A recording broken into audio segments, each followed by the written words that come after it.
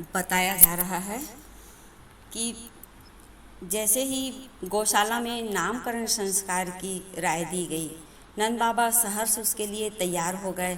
और नंद बाबा इतने ज़्यादा उत्साहित थे, इतने ज़्यादा उत्सुकता थी उनको कि उन्होंने झटपट ही सारी व्यवस्थाएं कर डाली। फिर उसके बाद नामकरण संस्कार शुरू हुआ। सर्वप्रथम रोहिणी जी अपने बालक को अपने गोद में लिए गर्ग ऋषि के पास आए। गर्ग ऋषि ने बालक का मनमोहक रूप देखते ही कहा, इसका रूप बहुत ज़्यादा मनमोहक है, इसलिए यह राम कहलाएगा और भविष्य में यह बहुत ज़्यादा बलशाली होगा। इसकी बल की चारों लोक में, सभी लोकों में इसकी बल की डंका पीटी जाएगी। बलराम बहुत ज़्यादा बलशाली थे और उनकी जो बल थी उसकी जो तुलना नहीं की जा सकती। इस प्रकार गर्ग ऋषि ने एक नाम उनका बलराम रखा। फिर आगे गर्ग ऋषि बलराम जी के बारे में भविष्य बताते हुए आगे बताने लगे कि ये रोहिणी का पुत्र है, क्योंकि इसे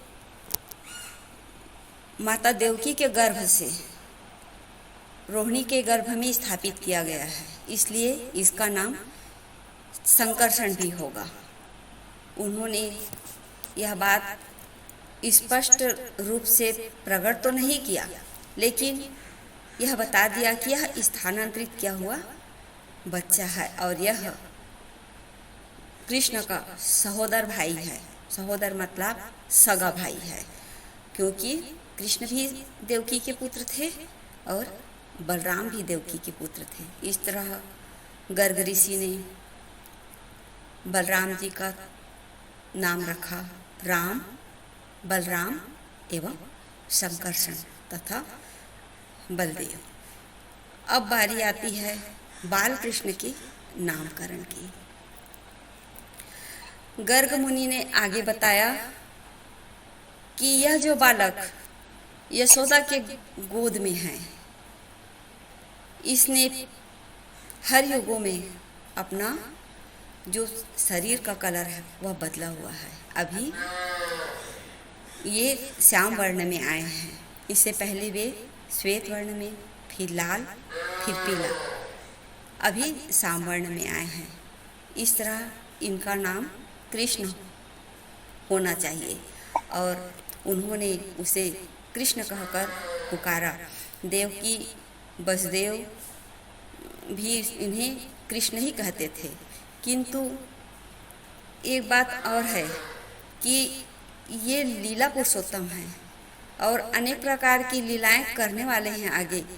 यह बात भी गर्ग मुनि राजा नंदराज को संकेत के रूप में बता रहे हैं। उन्होंने बताया कि यह बालक आगे चलकर गोवर्धन गिरी को उठाने वाला है, इसलिए इसका एक नाम गिरधारी भी होगा। चूँकि भविष्य में इसके अनेक ऐसे कार्य होंगे जो सबको आश्चर्यचकित कर देने वाले हैं और साथ ही साथ इसकी जो कार्य की जो परिचर्चा है जगह जगह होने लगेगी। यह बालक परम लोक कल्याणकारी है, वृंदावन के लिए यह बालक वरदान है। इसके अनेक नाम होंगे। यह छोटे छोटे बालकों के साथ ब्रज में बाल लीला करने वाला है, माखन चोरी जैसी लीलाएं भी करने वाला है। इसका नाम एक नाम माखन चोर भी होगा।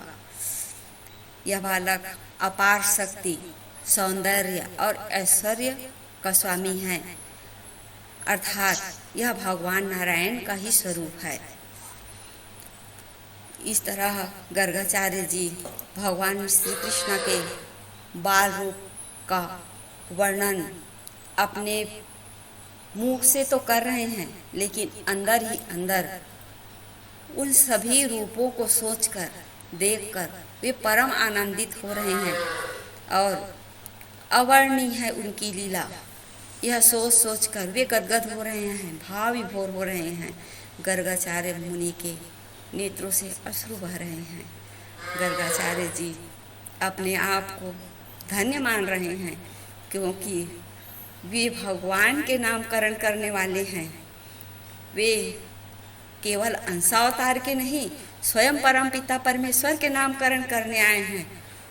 उनकी खुशी उनसे संभाली नहीं जा रही है और वे खुशी से भाव विभोर हो रहे हैं। साथ ही भगवान श्री कृष्ण के बाल लीलाओं का वर्णन करते जा रहे हैं और उनकी जो छवि है उनको निहारते चले जा रहे हैं। उनके बारे में नंद बाबा को बताते चले जा रहे हैं। नंद बाबा को कहते हैं कि आपका जो पुत्र है यह नारायण के समान है।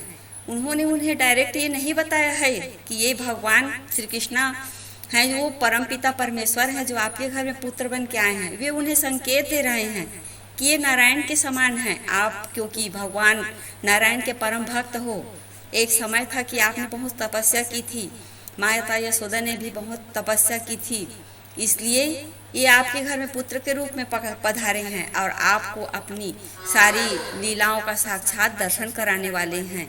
इस तरह भाव विभोर होकर गर्गाचार्य उनके गुणों का गुणगान कर रहे हैं। गर्गाचार्य जी यह बार बार जानते हैं और अपने आप को भाग्यशाली मानते हैं कि मैं परम पिता को आशीर्वाद देने आया हूँ, उनका नामकरण करने आया हूँ। मैं उनके आशीर्वाद देने के काबिल नहीं हूँ, मुझे उनसे आशीर्वाद लेना है, लेकिन मेरा अहोभाग्य है कि मैं आज नंद के लाल का नामकरण करने यहाँ आया हूँ। इस तरह कुछ समय बाद अनेक घटनाएं घटने वाली हैं।